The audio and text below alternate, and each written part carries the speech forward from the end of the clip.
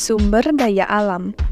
Sumber daya alam atau SDA adalah semua potensi alam baik hayati maupun non-hayati yang mampu memberi nilai guna bagi manusia dan mampu membentuk kesatuan ekosistem. Nah, sumber daya alam diklasifikasikan menjadi 3 bagian. Yang pertama ada sumber daya alam berdasarkan sifat kelestariannya. Dibagi menjadi 2, yakni SDA yang dapat diperbarui, yang merupakan sumber daya alam yang jika persediaannya habis dapat diproduksi kembali. Contohnya ada sinar matahari, air, angin, dan tumbuhan. Lalu ada SDA yang tidak dapat diperbarui, merupakan SDA yang tidak tersedia lagi jika habis terpakai. Contohnya adalah minyak bumi, batu bara, berlian, dan timah. Kemudian ada klasifikasi sumber daya alam berdasarkan jenisnya.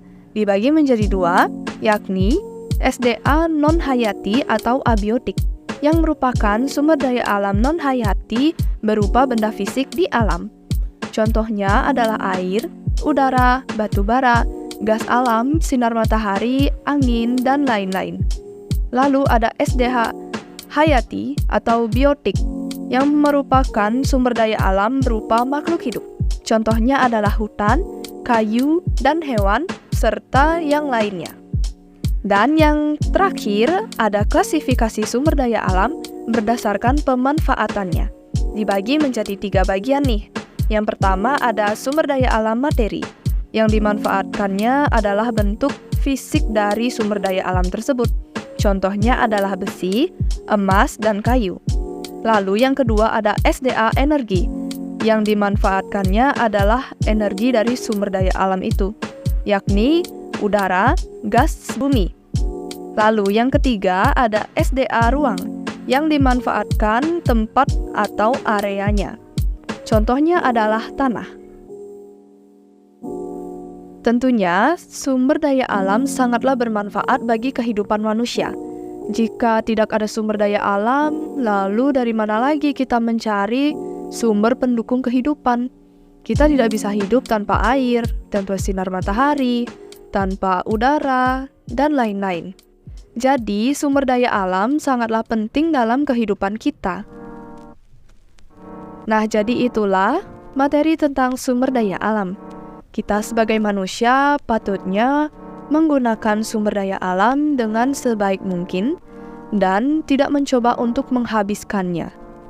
Kita bisa memanfaatkan energi secukupnya, lalu mengolah energi-energi yang tidak dapat diperbarui dengan menggantinya ke energi atau alternatif lain yang dapat diperbarui. Contohnya, mari kita beralih dari motor bensin ke motor listrik, lalu pembangkit listrik tenaga gas ataupun tenaga fosil, kita ganti ke pembangkit listrik tenaga angin ataupun surya. Ataupun kita juga bisa menggunakan pembangkit listrik tenaga air. Perbuatan kita yang juga ikut melestarikan lingkungan dengan tidak membuang sampah sembarangan dan memilah-milah sampah kita juga mampu menyehatkan bumi kita kembali dan tetap melestarikan sumber daya alam yang ada. Maka dari itu, mari kita sama-sama menjaga bumi kita agar bumi tetap layak huni untuk beberapa ratus tahun kemudian.